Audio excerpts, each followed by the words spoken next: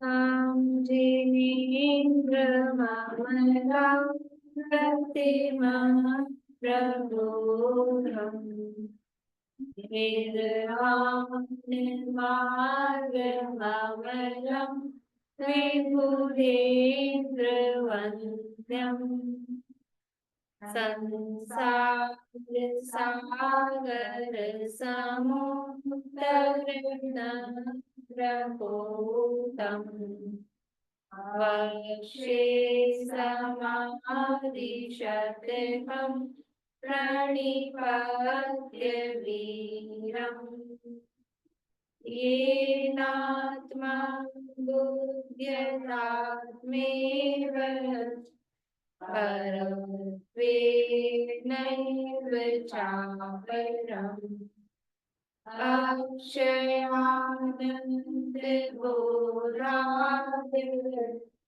तस्मै सिद्धात्मने नमः।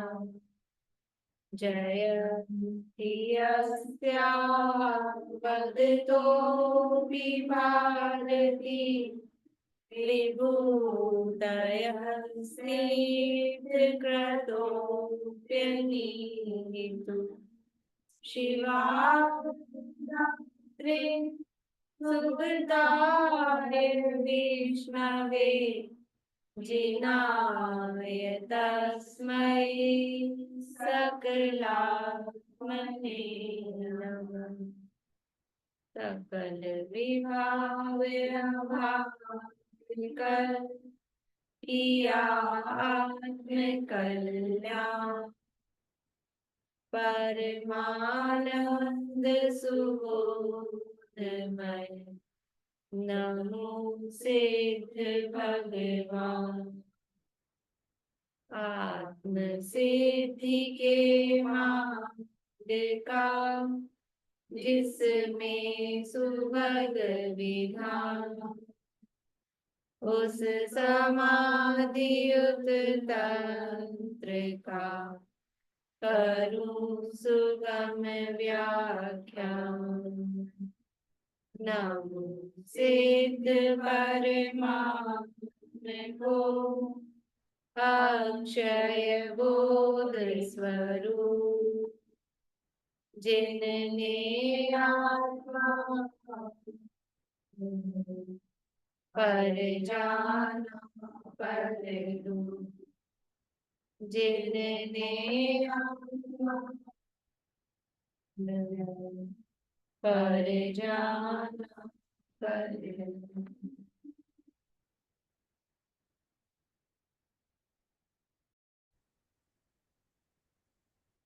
समाधि तंत्र नामक के ग्रंथ है आचार्य पूज्यपाद स्वामी द्वारा रचित। इसके अंतर्गत आत्मा बहिरात्मा से अंतरात्मा के रास्ते होते हुए परमात्मा पद किस प्रकार प्राप्त करें, ये प्रक्रिया यहाँ पर बताई गई है। पूरे ग्रंथ का समझ लो, हाँ में क्या कहा गया है एक लाइन में कहें तो समाधि तंत्र में बहिरात्मा अंतरात्मा होता हुआ परमात्मा कैसे बने ये बताया।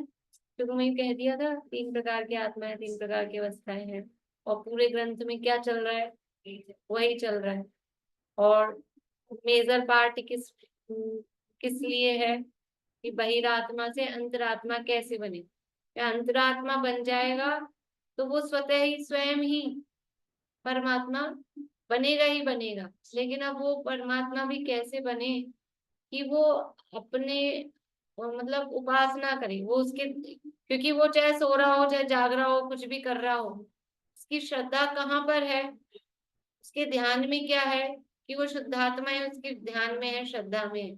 तो इस तरह से जब वो अपनी उपासना करता है तो चाहे भेद रूप परमात्मा की उपासना करे तो भी वो अपने में आता है और अभेद रूप अपनी उपासना करता है तो अपनी उपासना है और इसी के माध्यम से वो परमात्मा बनता है। ये प्रक्रिया यहाँ बताई थी। ये कल बताया कि कैसे बनता है अभेद अभिन्न उपासना से, कि जैसे वृक्ष हैं बांस के वृक्ष वो आपस में स्वयं से ही रगड़ के स्वयं ही अग्नि रूप हो जाते हैं, कोई दूसरा उन्हें जलाने वाला नहीं है, कोई दूसरा नहीं आता है बाहर, मतलब एक्सटर्नल पार्ट, वो खुद ही आपस में रगड़ कर अग्नि रूप होते हैं। ऐसे ही जीव स्वयं ही परमात्मा होता है, कोई दूसरा परमात्मा बनाने नहीं आए कि लो भाई हम तुमको आशीर्वाद देते हैं, ये फूल टपक गया तो अपने को ऐसा दिखाते ना, फूल टपक गया,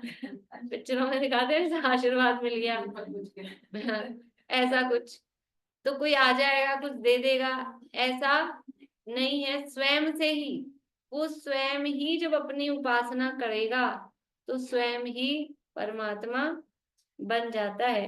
ये यहाँ पर कहा था। अब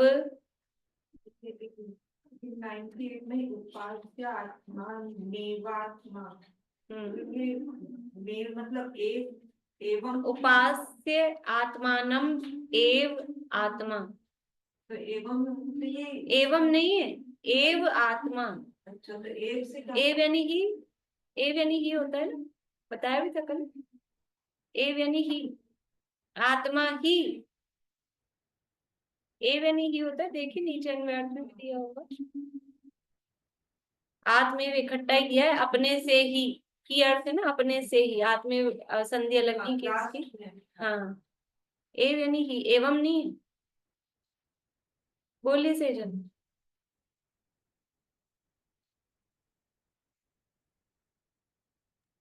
जय जिनेन्द्र ज्योति मैम। हाँ, ये आप जो सुबह जो बताए थे आफ्टरनून में कि मतलब क्या आप सुबह एक वर्ड बताए, फर्स्ट क्लास में वर्ड बताए थे कि जब कोई कुछ बोलता है, आप कुछ बोल रहे थे, जैसे हम अब ऐसे वर्ड याद नहीं है, आप या तो रिकॉर्डिंग सुन लेना तो कौन सा वर्ड था हाँ, वो मतलब हम देख ये लेना। पूछना चाहते हैं कि जैसे धर्म कर रहे हैं, अब किसी को कुछ चाहिए तो वो मतलब क्या अपन बाद में बात कर ले इसके लिए अलग से। ठीक है, अब हाँ। अलग से। हम्म।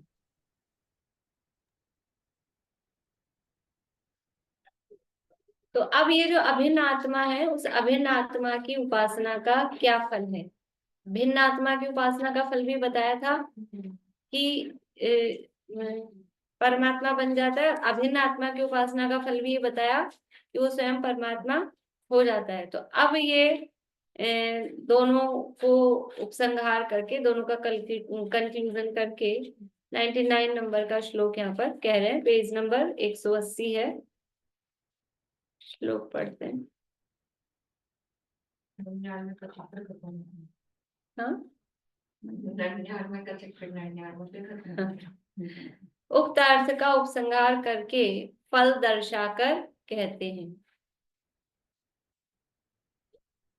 इतीदं भावये नित्यम्, इतीदं भावये नित्यम्, अवाचां गोचरं पदम्, अवाचां गोचरं पदम्, इतीदं भावये नित्यम्, इतीदं भावये नित्यम्, अवाचां गोचरं पदम्, अवाचां गोचरं पदम्, स्वतैव तदाप्नोति, स्वत एव तदाप्नोति, तत एव तदाप्नोति, यतो न वर्धते पुनः, यतो न वर्धते पुनः, इतीदं भावये नित्यम्, अवाचां गोचरं पदम्, इतीदं भावये नित्यम्, अवाचां गोचरं पदम्, स्वत एव तदाप्नोति, यतो न वर्तते पुनः, स्वत एव तदाप्नोति, यतो न वर्तते पुनः। ये यहाँ पे संधि है, लेकिन मैं संधि अलग करके ही बोल रही हूँ क्योंकि फिर वो नहीं समझ आएगा। इति इदम, इति इदम यहाँ पे भी संधि है। इति इदम, छोटा ई, इति में छोटा ई है और इदम में भी छोटा ई है, तो दोनों छोटे ई मिलके बड़ा ई हो गया है। फिर भावयेत नित्यम महलंत है अवाचाम गोचरम। तो यदि हम संधि सहित बोलेंगे ना इसको, भाव ये नित्यम, नित्यम वाचाम गोचरम कर देंगे, फिर आप लोग सब उसको नित्यम को तो नित्यम ही रखेंगे, इसलिए फिर वो अवाचाम ख्याल नहीं आएगा। अगर संधि सहित बोलना है तो भाव ये नित्यम अवाचाम, पर वो कम बोल पाते हैं ऐसा, फिर वो गायब हो जाता है उसमें से। नीचे है स्वतः एव तत् आपनोति, तद आपनोति यतः न आवर्तते पुनः। इति इदम, इति यानी इस प्रकार से, इदम यानी ये जो कहा था भेदाभेद स्वरूप का जो कथन किया, वो इदम यानी यह यानी जो पीछे चला ना, एक भिन्न उपासना और एक अभिन्न उपासना, वो यह है। भावयेत, भावयेत यानी भावना करनी चाहिए। अवाचाम गोचरम, अवाचाम जिसको वचनों से कहा नहीं जा सके, गोचर का भी वचन अगोचर, अवाचाम गोचरम मतलब वचन से अगोचर, ऐसा वचन के द्वारा जिसको जाना नहीं जा सकता, कहा नहीं जा सकता, ऐसा। पदम यानी वो जो पद है, यानी जो अपना परमात्मा पद है, आत्म स्वरूप है। पद का मतलब भी है स्वरूप के अर्थ में ही है, वो पोस्ट वाली बात नहीं है। अवाचाम गोचरम पदम मतलब वो जो आत्म स्वरूप है, जो वचनातीत है, जिसे शब्दों में नहीं कहा जा सकता। स्वतः विसर्ग तो नहीं है, लेकिन वो स्वतः उसमें ऐसा ही बोलना पड़ता है। स्वत यानी स्वयं, एव यानी ही, स्वयं ही, तद आपनोति, तद यानी उसे, आपनोति यानी प्राप्त करता है। यत है, ये यतो दिख रहा है शब्द, लेकिन शब्द उसमें है यत है। यत है यानी जिससे, न यानी नहीं, आवर्तते यानी लौटना, पुनः यानी फिर से, कि वो उस पद को प्राप्त करता है जिस पद से पुनः लौटना नहीं होता। और इसको उस अर्थ में भी ले सकते हैं पद को, कि उस सिद्ध पद वाला पद को भी ले सकते हैं, क्योंकि नीचे पुनः लौटना नहीं कहा। और अपना जो कारण परमात्मा स्वरूप वाला, अपन जो स्वरूप वाला अर्थ ले रहे हैं, वो भी ले सकते हैं, कि उस स्वरूप को प्राप्त कर लेता है। तो जो एक बार स्वरूप को प्राप्त कर लेता है तो वो पुनः लौटता नहीं है। मतलब समझ लो अप्रतिहत पुरुषार्थ होता है, और वो जो सिद्ध है वो भी क्या है, उन्होंने भी तो स्वरूप को ही प्राप्त किया ना। सिद्ध है वो जीव का स्वरूप है, सिद्ध कोई उनका नाम नहीं। सिद्ध किसे कहते हैं? सिद्ध का मतलब है कि वो जो जो चाहिए था वो मिल गया, उसको बोलते हैं सिद्ध। जो हम भाई ये सिद्ध हुआ कि नहीं, तो अपन क्या चाहते हैं, वही तो सिद्ध। तो जीव अपने स्वरूप को प्राप्त करना चाहता है और स्वरूप मिल गया, उसीलिए उनको सिद्ध कहते हैं, कि जो चाहिए था, जो करने योग्य था, या जो प्राप्त करने योग्य था, जो अपना स्वरूप था, वो प्राप्त हो गया तो सिद्ध हो गया। ये हमारा काम सिद्ध हो गया, तो हम सिद्ध हो गए, ऐसा बोलते हैं ना सिद्ध। वो है सिद्ध मतलब। अब वो तो अपने यहाँ टर्म बन गई है कि अच्छे कर्म से रहित, और ऐसा वो उस रूप में। लेकिन सिद्ध का अर्थ वो है, भाव वो है। सिद्धि से भी वो ऐसा लगेगा कि कोई कोई बोल रहे हैं बीच में कुछ।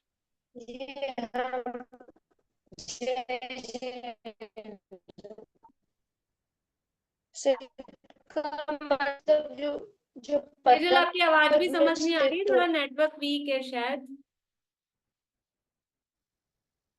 जय जिनेन्द्र, बोलिए। जो पदम पद में स्थित हो, हाँ, जो परम पद में स्थित होते हैं वो परमेष्ठित। ठीक है। तो क्या कह रहे थे? सिद्ध, सिद्धि रूप सिद्ध नहीं, सिद्धि का अर्थ भी फिर वैसा लगता है रिद्धि सिद्धि वृद्धि, कोई सिद्धि ऐसी सिद्धि नहीं, पर सिद्धि मतलब जो हमको एक्चुअल में जो सिद्ध करना है, जीव का लक्ष्य क्या है, पूर्ण सुख की अवस्था, वो है सिद्धि, वो है सिद्ध। और वो अवस्था प्राप्त हो गई, इसलिए उनको सिद्ध कहा जाता है। बाकी तो दुनिया में तो जाने क्या क्या काम, ये काम सिद्ध हो गया, वो काम सिद्ध हो गया, वो वाला सिद्ध नहीं है। देखिए अन्वय अर्थ पढ़ लेते हैं एक बार।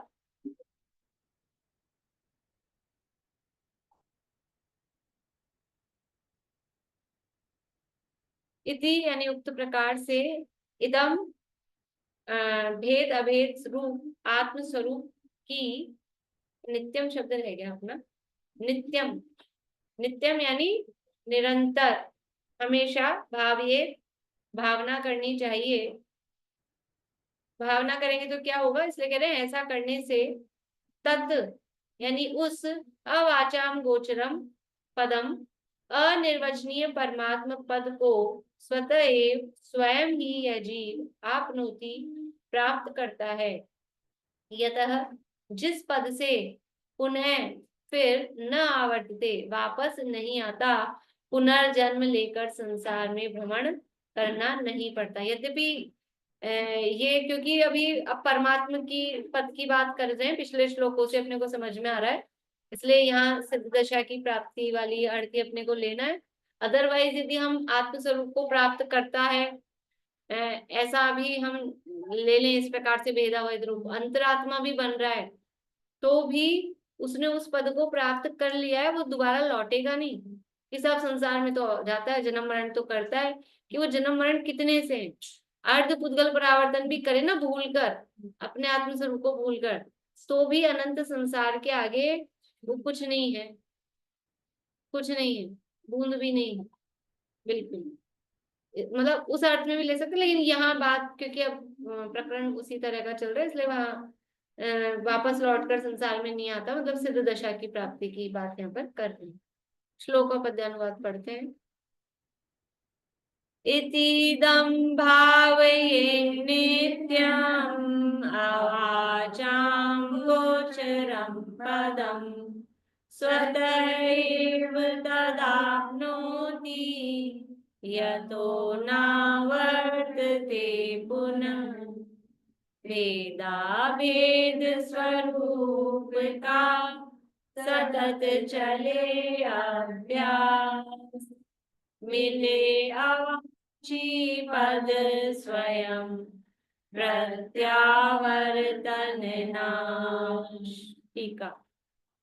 इस प्रकार से अर्थात उक्त प्रकार से इस भिन्न और अभिन्न आत्म स्वरूप की नित्य अर्थात सर्वदा भावना करनी। इससे क्या होता है, वह पद यानी मोक्ष स्थान प्राप्त होता है। वह पद कैसा है, वाणी के अगोचर है, अर्थात वचनों द्वारा नहीं कहा जा सके वैसा अनिर्वचनीय है। उसे किस प्रकार प्राप्त करता है, परमार्थ से स्वतः ही, अपने आप ही, आत्मा से ही प्राप्त करता है, परंतु गुरु आदि बाह्य निमित्त द्वारा नहीं। जहां से अर्थात प्राप्त हुए उस पद से, मोक्ष स्थान से वह वापस नहीं आता, अर्थात फिर से संसार में नहीं भ्रमता। ये जो परम पद प्राप्त हुआ, वो कैसे प्राप्त कर रहा है, कौन दे रहा है, ये स्वयं ही प्राप्त करता है। देखो जो भी पुरुषार्थ है वो खुद का ही लगता है, दूसरा क्या कराएगा। अभी बाहर में तो यहाँ घपलेबाजी बहुत होती है, लेकिन फिर भी अपन ईमानदारी वाला उदाहरण ले लें कि कोई बच्चा एग्जाम पास कर रहा है, आईएएस दे रहा है कि जो भी कोई एग्जाम दे रहा है, और वो पास हो रहा है, तो भले ही टीचर बाहर में कितना ही पढ़ाए, कितनी जो भी कोचिंग करी, जो भी करी, लेकिन एग्जाम में वो कैसे पास हुआ है, कैसे टॉप किया है, खुद लिख के आएगा ना, तभी होगा ना। अभी अपन वो नहीं ले रहे कि ऊपर के ऊपर कहीं से भी लिखा कुछ नहीं है और फिर भी कर दिया, वो वाली बात नहीं ले रहे। सही मतलब ईमानदारी वाली बात, भ्रष्टाचार वाली बात नहीं करते। तो जो कैसे उसने वो पद प्राप्त किया, भले ही गुरु ने कितना ही पढ़ाया हो, कितना ही की मम्मी ने सारी अनुकूलताएं प्रदान की हो, पिताजी ने सारी अनुकूलताएं प्रदान की हो, और लोगों ने जो भी सहायता की हो, लेकिन एग्जाम में टॉप कौन करेगा या क्लियर कौन करेगा उस पेपर को, जब खुद लिख के आएगा तभी होगा ना। और बाहर में सारी सुविधाएं हो और आप लिख के नहीं आओ पेपर में कुछ, फिर क्या होगा, कि आप गुरु ने पास करा दिया। गुरु भी उसी को करा सकता है ना जो लिखेगा, कैसे होगा? तो ये स्वयं ही प्राप्त करता है। बाहर में गुरु आदि उपदेश दे, अनुकूलताएं बाहर हो, लेकिन उस सिद्ध पद को स्वयं प्राप्त करता है। जो श्रेणी का पुरुषार्थ है वो कौन कराएगा? कौन कराएगा? कौन सी श्रेणी चढ़नी है? कौन सी श्रेणी चढ़नी है? शपथ की चढ़नी है, उपशम क्यों चढ़ेंगे? लेकिन उपशम श्रेणी चढ़ते हैं कि नहीं चढ़ते हैं? जी, तीर्थंकर तक चढ़ सकते हैं, ऐसा नहीं है। तो इसमें बाहर से तो कोई कराने वाला है ही नहीं, खुद को भी पता नहीं चलता अंदर से। जी, कोई ये विकल्प आ जाए मैं कौन सी श्रेणी चढ़ाऊं, जरा देख लूं आप खोल के गिर जाएगा। हाँ, खोल के विकल्प आ गया तो भी दिखती थोड़ी ना बाहर में श्रेणी की, कहीं लग रही है लाइन यहाँ पर, एक सोने की और एक चांदी की, ऐसे कोई दो, ऐसा थोड़ी ना है। पर जैसा पुरुषार्थ होता है खुद से ही होता है, स्वयं से ही होता है। खुद ही खुद को जैसे आत्मेव गुरु आत्मा ने कहा, वैसे ही आत्मा का तारक भी आत्मा ही है, अपने को मोक्ष पद की प्राप्ति कराने वाला वो भी स्वयं ही है, और दूसरा कोई नहीं। और कहा कि नहीं चलो ये तो नहीं है, जब कर्मों का अभाव होगा तभी तो मोक्ष जाएंगे, अनंत तो बन गए, अब जब तक आयु कर्म है तब तक तो रहना ही पड़ेगा ना, कितने ही समय तक, तो कर्म ना छोड़ेंगे तब जाएंगे, छूटेंगे। ये सब बाहरी निमित्त की अपेक्षा कथन है वास्तव में। वो ये काम कब होता है कि अंदर में जब स्वयं होता है, स्वतः ही खुद को जब जाना होता है, योग्यता होती है, तभी जाता है और फिर संसार में नहीं भ्रमता। भावार्थ,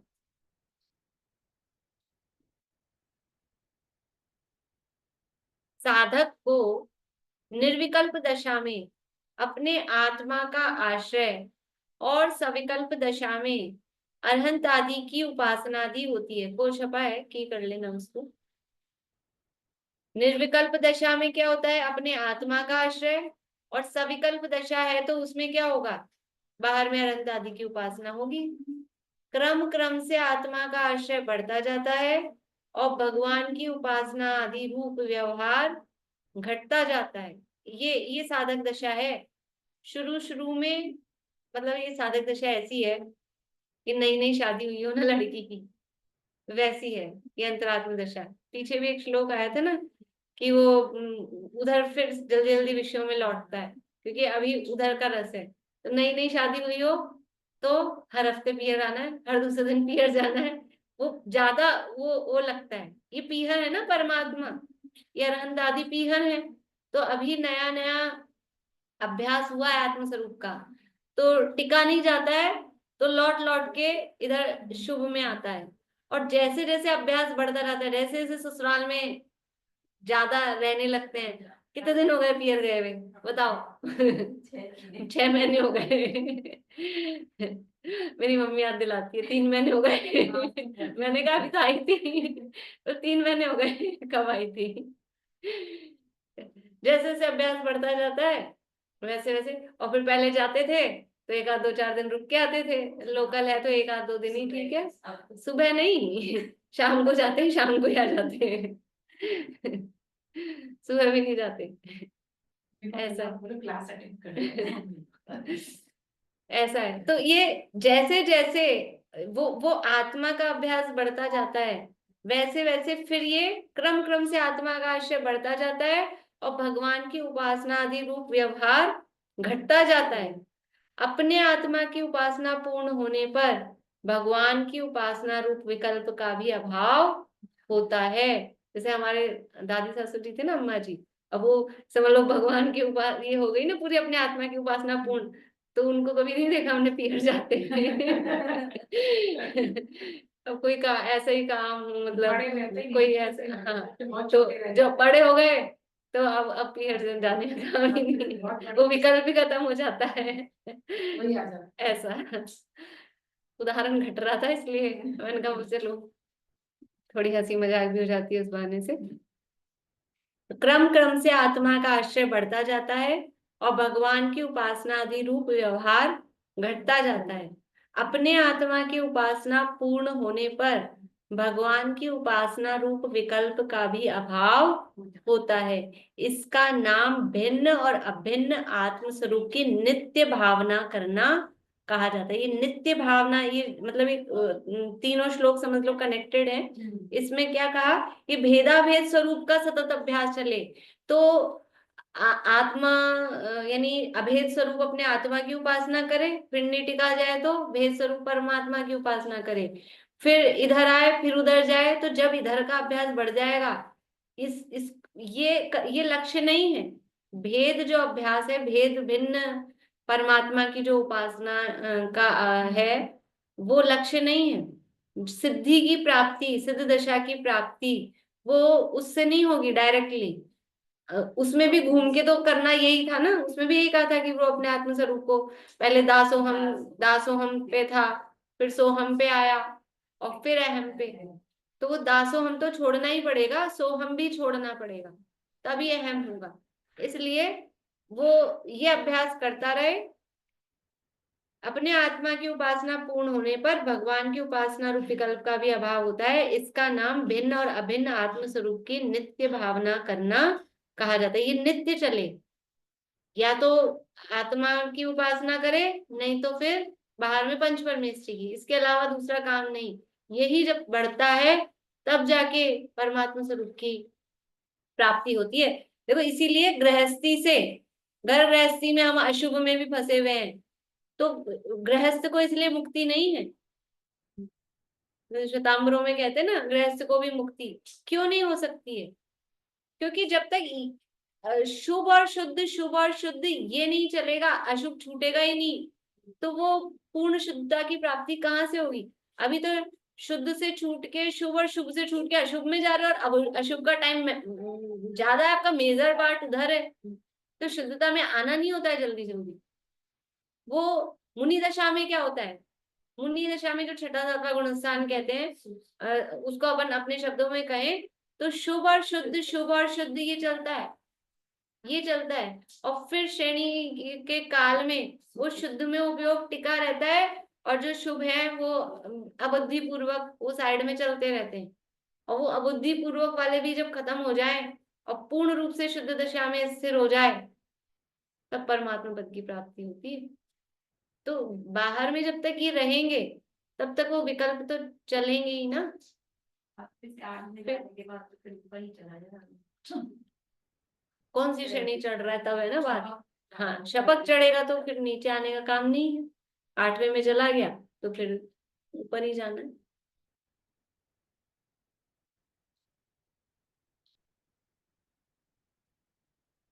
इस प्रकार वीतरागता पूर्ण होने पर जीव केवल ज्ञान प्राप्त करके मोक्ष प्राप्त करता है, और मोक्ष स्थान प्राप्त करने के बाद जीव कभी वापस संसार में नहीं आता, क्योंकि उसके राग का सर्वथा अभाव वर्तता है।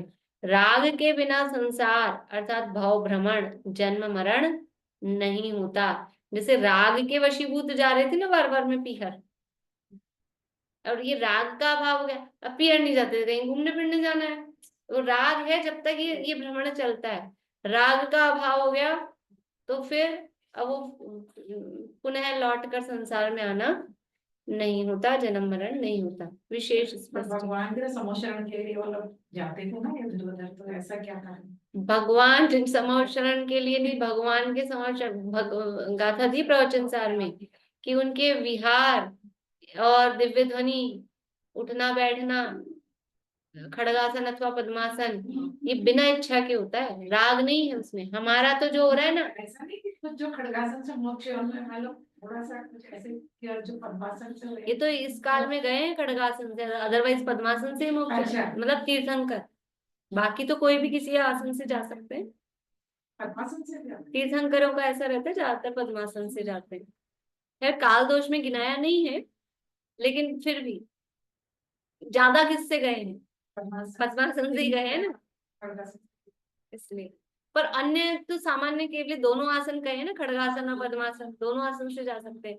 तो ऐसा कोई नहीं खड़गासन से गए वो बड़े तपस्वी थे, पद्मासन से, अरे खड़गासन पद्मासन तो मोक्ष कब जाएंगे, बीच में 13वां गुणस्थान आए बिना, 13वां 14वां आए बिना सिद्ध दशा हो सकती है क्या? तो 13वां गुणस्थान आएगा तो पद्मासन रूप दशा रहेगी कि नहीं? जो भी गंधकुटी होगी, जो समावशरण होगा, वहां खड़गासन होंगे क्या भगवान? वहां पद्मासन ही होंगे ना। तो उतना अंतर्मूर्त काल तो होगा ही ना। कोई अंतःकृत केवली भी हो तो भी वो अनंत दशा का जो काल होगा, शालनी खा गई, शेरनी खा गई, जैसे समोसे में तो पद्मासन में है और हाँ।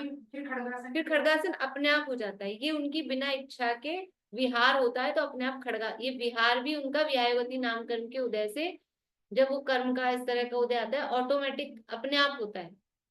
वो अपने आप होता है तो अपने आप ही आसन विहार होना है तो बैठे बैठे नहीं होता है, खड़गासन अपने आप हो जाता है। और फिर जहां जाके रुकते हैं, समर्षण लगता है, वहां पद्मासन अपने आप हो जाता है। ये मूल में ही गाथा भी दी है। और केवली भगवान के विहार, उठना बैठना और दिव्य ध्वनि वो बिना इच्छा के होती। जैसे बादल कैसे चलते फिरते हैं, कहाँ रुक जाते हैं, बादलों में आवाज, गड़गड़ाहट, बादलों को इच्छा है, हमको तो को तो लगता है इच्छा, मैं इच्छा करूंगी तभी तो उठूंगी तभी तो चलूंगी, बिना इच्छा के कौन ऐसे चल जाता है। लेकिन जैसे बादलों की उपमा दी है, जैसे बादलों के इच्छा और दुबई में आर्टिफिशियल बादल बनाए जाते हैं और उससे बरसात की जाती है। अब आर्टिफिशियल चीज की बात अलग है, बनाई जाती है आर्टिफिशियल वाली बात है। बारिश आर्टिफिशियल कर लो, लेकिन यहाँ तो ओरिजिनल वाली बात है। बादल जो इधर से उधर उड़ जाते हैं, घूम जाते हैं, वो कैसे जा रहे हैं? कोई ले जा रहा है, इच्छा नहीं है, बिना इच्छा के स्वतः होता है। बरसात में क्यों बरसते हैं? बाकी तो समय वो अलग, वो मैटर अलग है। लेकिन बादलों में जो गड़गड़ाहट है वो उसकी मतलब इच्छा नहीं है, फिर भी होती है। तो ऐसे ही केवली भगवान के ओंकार रूप मेघ गर्जना इसलिए कहा उसको, बिना इच्छा के होती है, अपने आप होती हमें उनका खड़गासन पद्मासन की कोई उनका वो नहीं है, कोई भी विशेष है। बात करते नहीं है, करते। करते नहीं है, खुद बुद्धि पूर्वक नहीं करते कि अब मुझे खड़ा होना है कि मुझे बैठना है। ऐसा विकल्प भी कहा है ना, मोहिनी कर्म का अभाव हो गया, चार घातिया कर्मों का नाश हो गया। तो अब क्या बचे? अघातिया कर्म। तो उस अघातिया कर्मों में व्यायोगति नाम कर्म, स्वर नाम कर्म, उनके जब उदय आते हैं तो उस तरह से वो दिव्य ध्वनि का खिरना और बारी और भी उसके लिए सारा काम मिलता है। हाँ, देवकृत अतिशय, देवकृत अतिशय, चरणों के नीचे कमलों की रचना इत्यादि होना, वो सब अतिशय के अंतर्गत भी है। बिल्कुल। जिन्होंने आत्मस्वरूप की, बोलो पारुल। भाभी, तो ये जब तीर्थंकर मतलब जब जैसे आदिनाथ भगवान का आता है कि उन्हें 6 महीने तक ध्यान में रहे थे फिर आग के लिए उठे थे, तो जब वो ध्यान में होते तब वो छठे सातवें गुण स्थान में ही भटकते मतलब वो होते हैं। हाँ, अगर शनि नहीं चढ़ी है तो छठा सातवां यही चलता रहे। पर वो तो हिले भी नहीं थे तो उनका इतना ध्यान केंद्र नहीं मतलब। अगर श्रेणी चढ़ लेते तो फिर वापस आहार के लिए कैसे उठते? और इतनी देर का टाइम नहीं, श्रेणी का टाइम है वो सेकंड का, बाई चांस उस काल में भी श्रेणी चढ़े हों, ऐसा भी आता है शायद। आदिनाथ भगवान का ही आता है उपशम श्रेणी का। पूर्व भाव में भी उपशम श्रेणी चढ़ के आए थे, तब सरवार सिद्धि गए थे पिछले भाव में भी आदिनाथ भगवान। तो 6 महीने के पीरियड में उपशम श्रेणी चढ़ ली हो, सेकंड का टाइम होता है, सेकंड, 3-4 सेकंड बस। तो मैं वही जानना चाह रही हूँ, तो ये जो 6 महीने का इतना लंबा काल था उसमें उनके अशुभ का मतलब जैसे अपने मन में चलता रहता है कुछ कुछ अशुभ नहीं वैसे। आता, अशुभ नहीं आता, मुनि दशा में अशुभ तो आता ही नहीं। तो शुभ राग भी कैसे होगा उनको, वो आर्यन की शुभ उपासना राग का वगैरह मतलब है जो विकल्प आत्मा के संबंध में चलते हैं ना, उसी को राग, विकल्प जो ही राग है। तो अब अगर आप मुक्ति नहीं गए 6 महीने तक, इसका मतलब कंटिन्यूस 6 महीने तक तो आत्मा में लीन हो नहीं सकता है कोई चीज, सिद्ध दशा में या अनंत दशा में ही हो अपने सकते हैं। देवी को ध्यान में तो भी नहीं बैठ सकता। हाँ, कोई मुनिराज भी हो तो 6 महीने तक आत्मा का ध्यान नहीं कर सकते। और वो 6 महीने मतलब 6 महीने क्या, 5 सेकंड आत्मा का ध्यान कंटिन्यूस कर ले तो केवल ज्ञान हो जाता है। तो इसका मतलब इससे समझ में आ रहा है कि 6 महीने तक कोई आत्म ध्यान बाहर से भले हिले नहीं, बाहुबली 1 साल तक नहीं हिले, बाहर से हिले नहीं, लेकिन वो अंदर आत्मा के स्वरूप के चिंतन मनन जो भी। अब अपन उदाहरण के लिए मान लो कि अलिंग ग्रहण जैसे चर्चा, आत्मा का क्या स्वरूप है, अप्रमत्त नहीं है, अप्रमत्त नहीं है, मैं एक हूँ, मैं शुद्ध हूँ, मैं निर्मम हूँ, शुद्ध चिद्ध रूपो हम, मतलब ये अपन बता रहे हैं उनके जो भी चलते हो जैसे भी। इस तरह से वस्तु स्वरूप के विकल्प, पदार्थों का क्या स्वरूप है, क्या है, ऐसे विकल्प, कुछ भी इस तरह के विकल्प चलते हैं, उन विकल्पों को ही राग का है। यहाँ शुभ राग का मतलब कोई कह दे कि 6 महीने तक तो हिले ही नहीं, तो कौन सी तो पूजन करने गए, और कौन सी भक्ति करने गए, कि मुनिराज पूजन भक्ति बाहर वाली तो करते ही नहीं है। और समता स्तुति वंदना ये जो उनको कहा है, तो वो सब अंदर ध्यान रूप में अगर बैठे और आत्म स्वरूप के चिंतन मनन विचार कर रहे हैं, तो वो भी सब कुछ जरूरी नहीं होता है कि साहब उनको ये इतने वो करने हैं, इतनी स्तुतियां पढ़नी है। हाँ, वो सामायिक में ही है। ये तो जो जिनको जो नहीं होता ना, ये नियम उनके लिए है कि जो नहीं करते हैं तो फिर अब क्या करें, इधर उधर उपयोग लगेगा तो करो। बोलो बात। पर वो तो इतने ज्यादा ध्यान में थे ना कि उनको तो कुछ भी समझ में, मतलब बाहर की किसी चीज की उनको होश ही नहीं था। वो ध्यान मतलब विकल्पात्मक ही ध्यान था, विकल्पात्मक ध्यान को वो आत्म स्वरूप के चिंतन मनन में इतने लीन थे कि वो बेले चढ़ गई। और ये क्या पता है कि उनको पता ही नहीं है, उनको पता चलता है कि मेरे बेले चढ़ गई। पर बाहुबली भगवान के में तो आता है ना कि उनको तो ये राग था कि मैं भरत जी की अरे भूमि पे वो तो बहुत सूनी कथन है, तो कहानियों के कथन है। ऐसे कोई राग नहीं होता भरत की भूमि और ये ऐसा नहीं होता मुनिराजों को। ये तो बहुत स्थूल कथन है, कहने का है। और वो भरत जी ने आगे माथा टेका और केवल ज्ञान हो गया, अब ऐसे ही निमित्त नैमित्तिक संबंध हो गया इसलिए ये चल गई दुनिया में कहानियां। ऐसा नहीं है, कहानियों में स्थूल कथन होते हैं, ठीक है ना। उनको क्या राग था वो तो वो ही जाने कि भगवान जाने। और वो भी पता नहीं जाने कि नहीं जाने, उनको खुद को भी पकड़ में आ रहा था कि नहीं। अगर खुद को पकड़ में आए कोई जरूरी नहीं है। अगर इतना हो कि भरत ने आके माफी मांगी तब हुआ, तो फिर तो अनंतानुबंधी मान है। हाँ, ऐसा मान, वो तो सही में अनंतानुबंधी जैसा मान है कि आप भरत आएगा डोब देगा तभी मुक्ति जाऊंगा मैं तो। ऐसा मान नहीं, ठीक है ना। ऐसा मान नहीं होता, मुनिराजों को नहीं होता।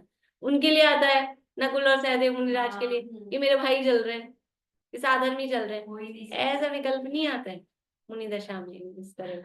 अब जो भी कुछ रहा हो, लेकिन अब बाहर से कहने में दुनिया को भाई के प्रति प्रेम दिखाने के लिए, ऐसा दिखाने के लिए कि चलो उनको साधर्मियों के प्रति प्रेम का भाव आया तो ऐसा, बस इतना।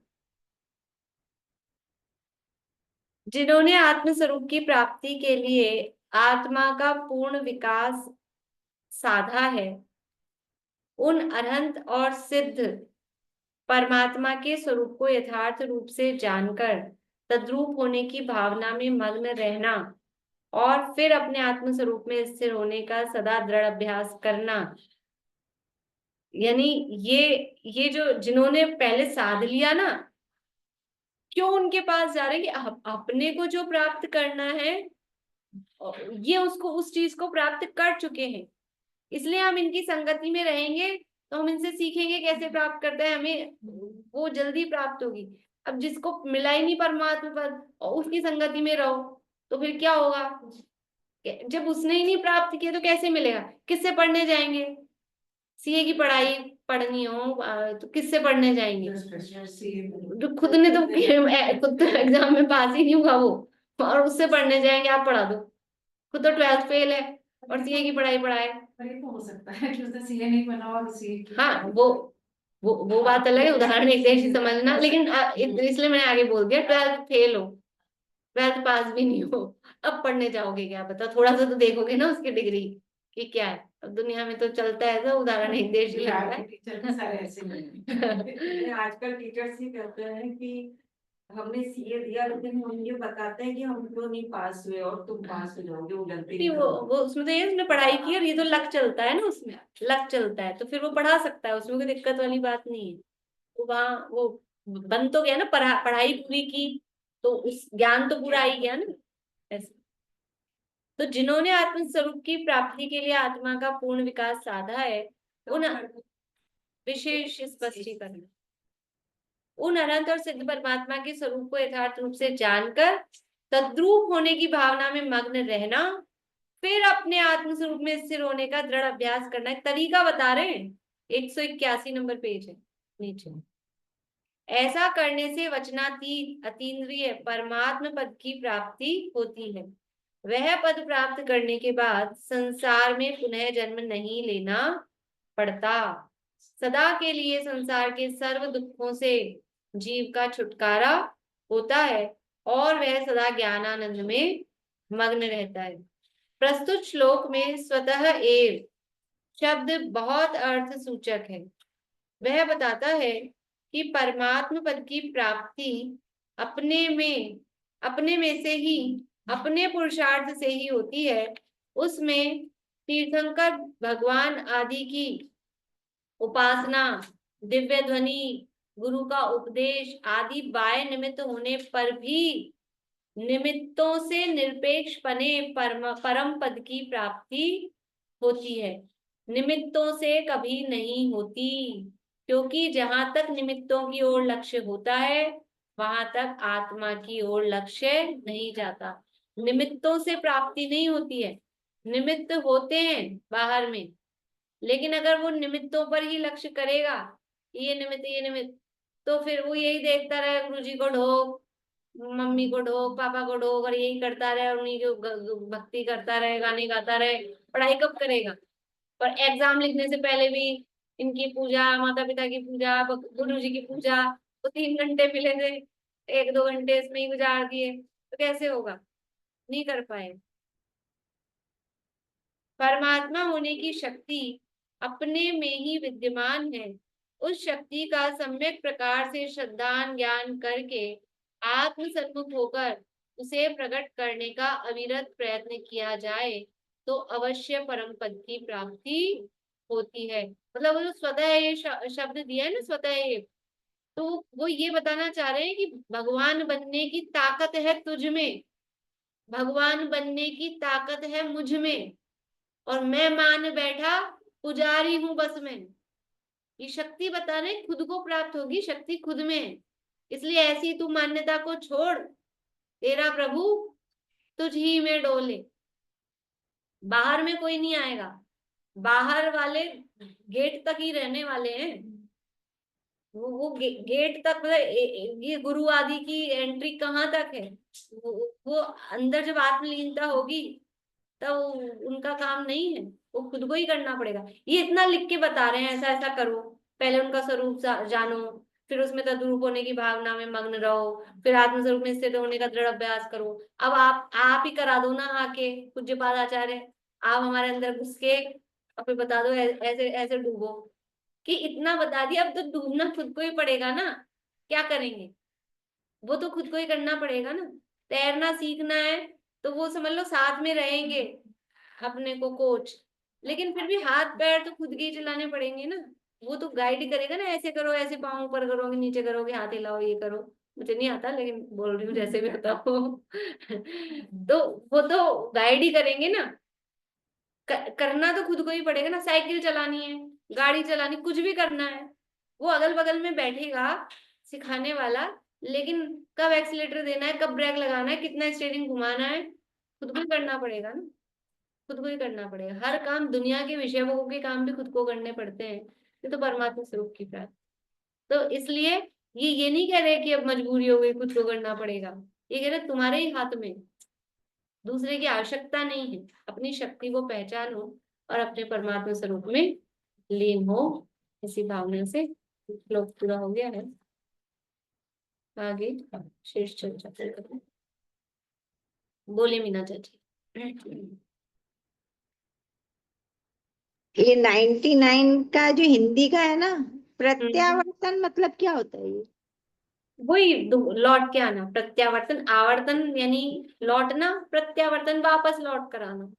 आवर्त अच्छा। मतलब घूमना फिरना, चक्कर हाँ ऐसा। हाँ हाँ। प्रत्यावर्तन मतलब पुनः लौट कर आना, फिर से लौट कर। हाँ। कोई मिर्ची विर्ची चल रही है।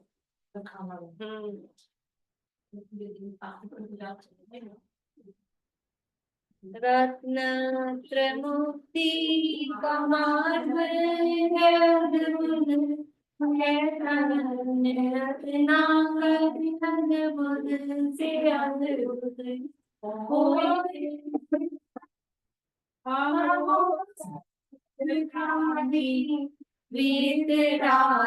शासन जय जय वरदे सर्वदेव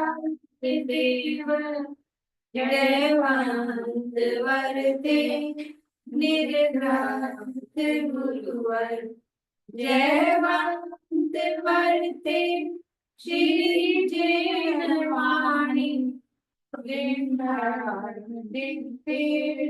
जयवंत वरते शुद्धात्मा का श्रद्धा वरते, अनुभूति निर्मल अभिचेन वरते, आवा ब्रह्म से निर्मुक्ति होवे, मुक्ति का साम्राज्य जयवंत वरते, सर्वज्ञ शासन जयवंत वरते, निर्ग्रंथ शासन जयवंत वरते।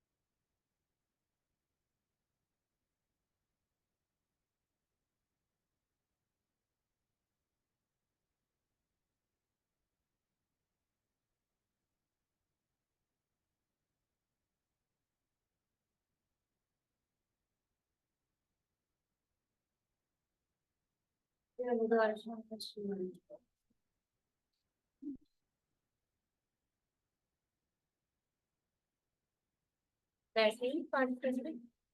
हाँ हाँ, आधा से अभी रहने दो। जय जन सभी से पाठ नहीं कर रहे हैं आज।